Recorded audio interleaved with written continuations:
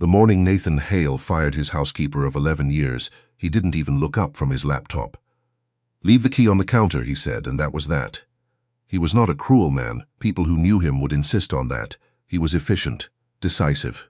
He had built Hale Logistics from a 2-truck operation in Columbus, Ohio, into a $47 million freight company. And you did not do that by lingering over uncomfortable conversations. You made the call, you moved on, you kept your eyes on the numbers. What Nathan did not keep his eyes on, as anyone who spent more than 10 minutes in his orbit could tell you, was people. His daughter Simone had said as much to him 6 months before she stopped returning his calls entirely. "You see assets and liabilities, Dad, not people." He had thought that was unfair. He still thought that.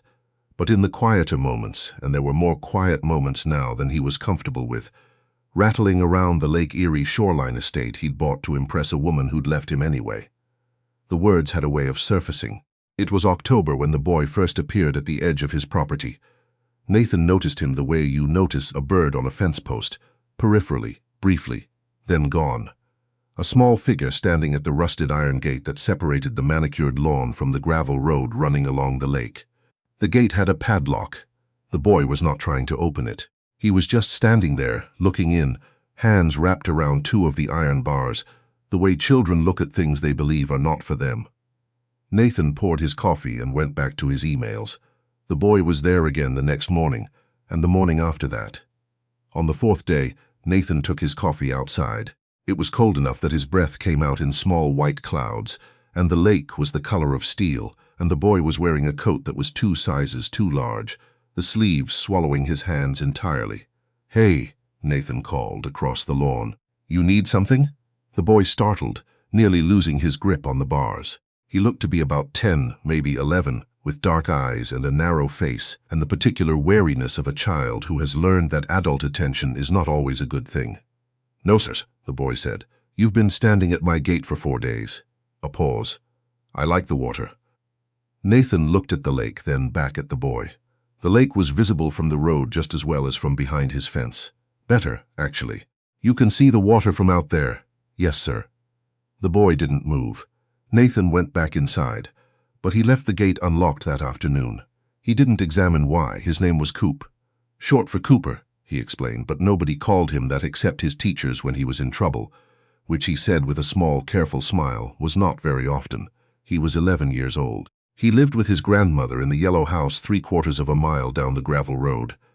Nathan knew the house, had driven past it for 2 years without registering it as anything other than a feature of the landscape, the way you don't really see the furniture in a room you pass through every day.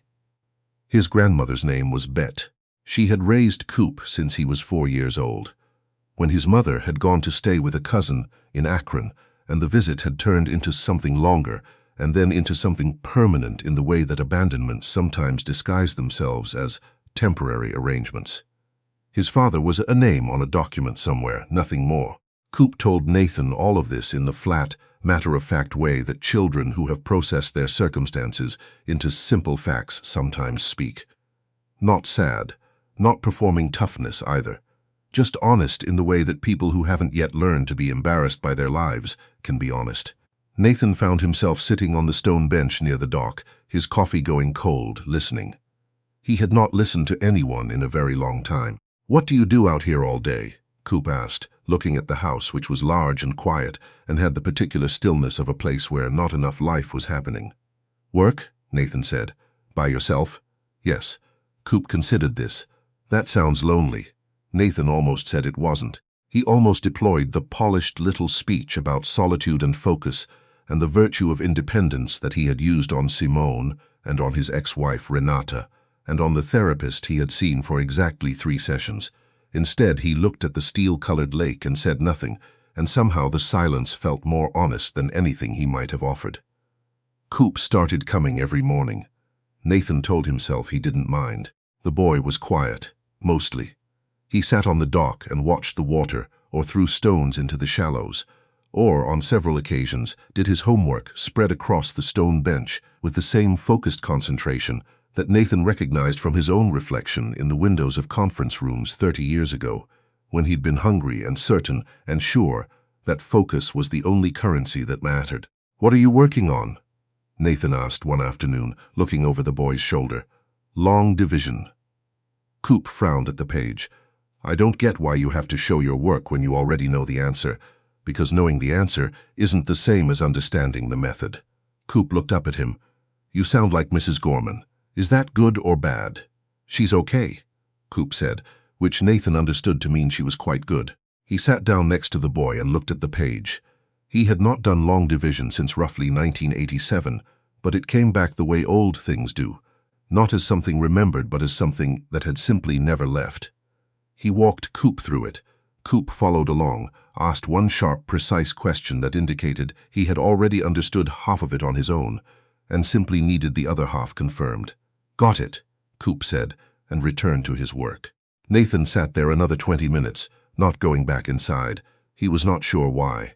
The sun was low and pale, and the lake moved in slow, cold shifts, and the boy wrote numbers in the margins of his paper when he was thinking, which was, Nathan realized, exactly what he himself did. He did not mention this to Coop, but he noticed it. In November, Betty called him. He didn't know she had his number until his phone rang on a Tuesday afternoon, and she introduced herself, and he felt absurdly caught at something. "I hope Coop hasn't been a bother," she said immediately, and there was in her voice the particular anxiety of someone who has learned to preemptively apologize for taking up space. "He hasn't," Nathan said. It was true. A pause. "He talks about you." Another pause. Longer. "He doesn't talk about most people." Nathan didn't know what to do with that. "He's a good kid," he said, which was inadequate but accurate. "Mr. Hale." Betta's voice changed, tightened slightly, the way voices do when someone is about to say something that has been rehearsed. "I want you to know I don't have any. I'm not looking for anything. I just wanted to say thank you for letting him come by. He's had a hard couple of years and he doesn't." She stopped, started again. "He smiles more. Since he started coming to see you, I just wanted you to know that." Nathan sat with the phone against his ear for a long moment after she hung up. He went to the window and looked at the dock. Empty. Coop had gone home an hour ago. The lake was going dark in the early evening, and the gate was standing open the way he left it now, had been leaving it for weeks, and he thought about what Simone had said. "You see assets and liabilities, not people," and for the first time he felt the specific ache of understanding something too late, or perhaps just in time. It was the week before Thanksgiving when he found out about Coop's eyes. He hadn't intended to find out. He had driven Coop home one evening when it got dark faster than expected, and the gravel road was uneven, and Betta had invited him in for coffee in the generous, slightly formal way of someone who offers, because it is the right thing to do and genuinely hopes you'll accept. He had accepted, surprising himself. The kitchen was small and warm and smelled of something with cinnamon. Bet was in her late 60s, with white hair pulled back and the capable hands of a woman who had spent a lifetime managing more than she was given resources for. On the refrigerator were Coop's drawings, detailed, precise, architectural almost, buildings and boats and birds in flight, all rendered in the careful lines of someone who sees exactly what they look at. It was a drawing of his dock. Nathan recognized it immediately. The proportions were exact. He drew that from memory, Bet said, following his gaze. "He can't." She stopped, looked at Coop, who had gone quiet in his chair. "Coop, honey, would you go get Mr. Hale's coat? I think we left it in the hall." The boy went. Bet turned back to Nathan and her voice dropped. "His central vision has been deteriorating for about 18 months, she said. "It's a condition called juvenile macular degeneration. He still has his peripheral vision, mostly. But the center," she touched her own eyes briefly.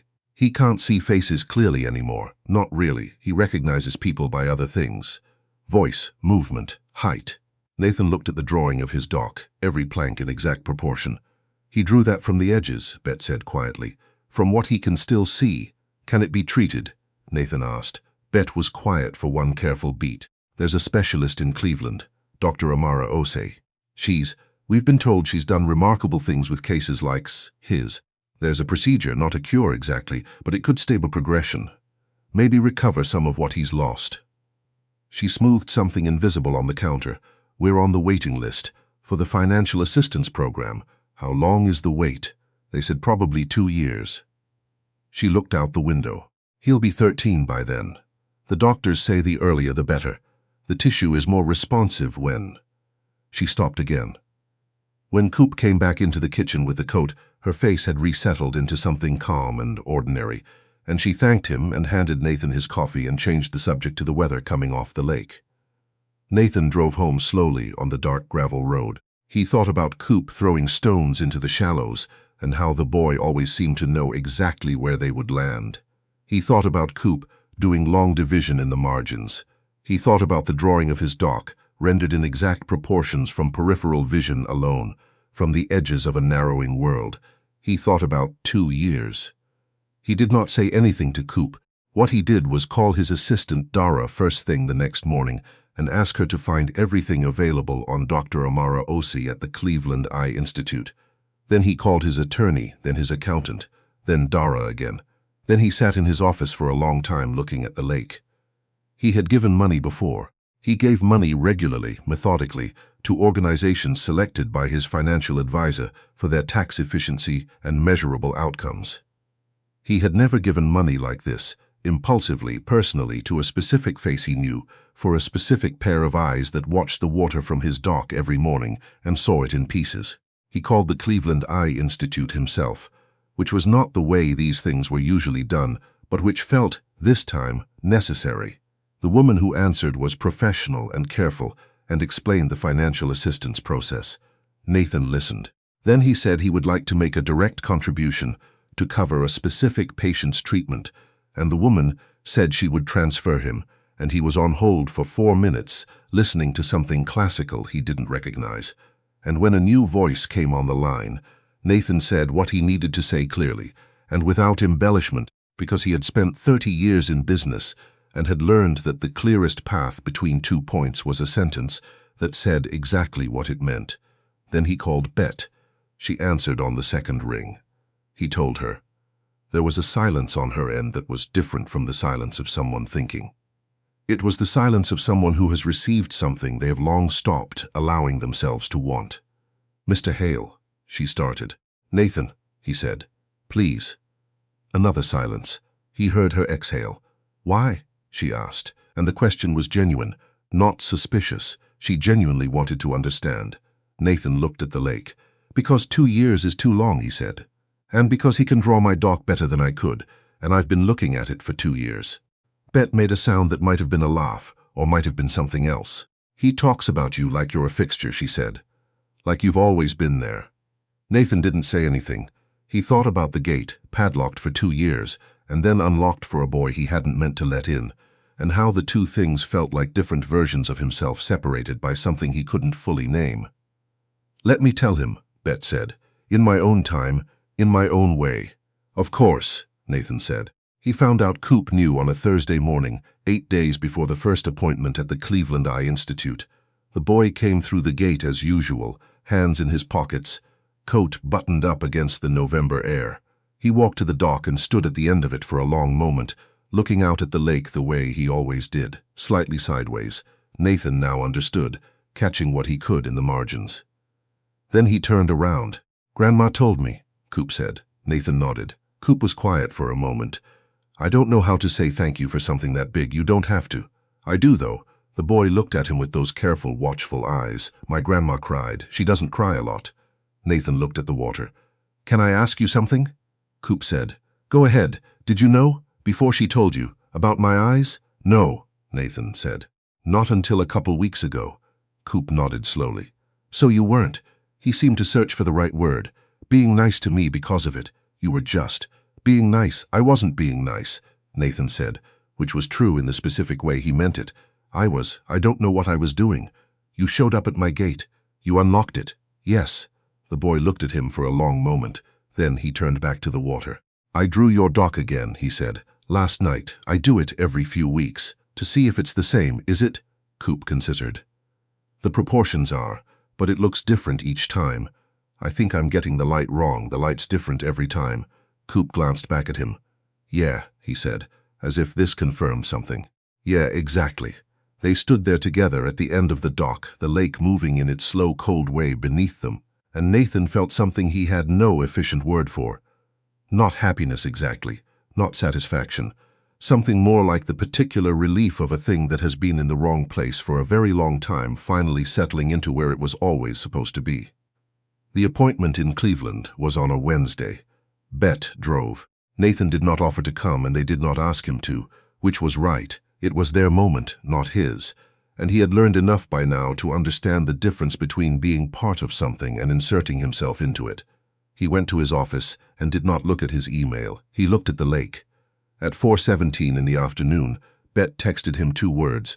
She's hopeful. He read it 3 times. Then he put the phone down and stood at the window for a long time, watching the water go gold and then gray in the failing November light. And he thought about Simone, whom he had not spoken to in almost 8 months, and about the particular narrowing that happens to a life when a man mistakes efficiency for wisdom and motion for meaning. That evening he wrote Simone a letter. Not an email, an actual letter, on paper, which he hadn't done since she was small, and he used to slip notes under her bedroom door when he'd missed a recital or a school play or another thing that had seemed, in the urgency of building something, less urgent than it was. He did not make excuses in the letter. He did not explain his business philosophy or defend his choices. He simply said he had made a friend this fall, an 11-year-old who could see his dock better from the edges than Nathan had ever seen it straight on, and that this had shown him something about himself he couldn't unsee, and that he missed her, and that he was sorry, and that he would like to try again if she was willing. He mailed it the next morning. Coop came back to the dock in December after the second treatment when the doctors said the progression had stopped. He stood at the end and looked out at the water, and this time he turned his head differently, slightly less sideways. He was practicing using what was slowly, cautiously beginning to return. Not all of it, not yet, possibly not ever all of it, but some, a margin widening. "It looks bigger," he said. "The lake?" Nathan asked. "Everything." Coop turned to look at him, and this time there was something different in the way he did it, more direct. "I could see your face better this morning, when I came through the gate." Nathan didn't say anything. "You look like I thought you would," Coop said with complete seriousness. "Kind of serious, but okay." Nathan felt something move in his chest. "High praise," he managed. Coop smiled, full and easy, in the way that 11-year-olds smile when they are genuinely happy and haven't yet learned to moderate it. "Grandma says you're coming for Christmas dinner. She invited me, yes. You're coming?" Nathan thought about the big, quiet house and all the years of managed distance and a padlocked gate and a boy who had simply stood at it and waited with his hands wrapped around the iron bars, certain of nothing except that he liked the water and was willing to stay. "Yes," Nathan said. "I'm coming." Coop nodded, satisfied, and turned back to the lake. Below them the water was winter dark and immense and moving, and the light on it was different than it had been in October, different than it would be in April, always changing and always exactly itself, and the boy beside him saw it more clearly than he had seen it in 2 years. And Nathan stood at the end of his dock and for once did not think about what came next. He just watched the water with the kid. That was enough. That was, it turned out, everything.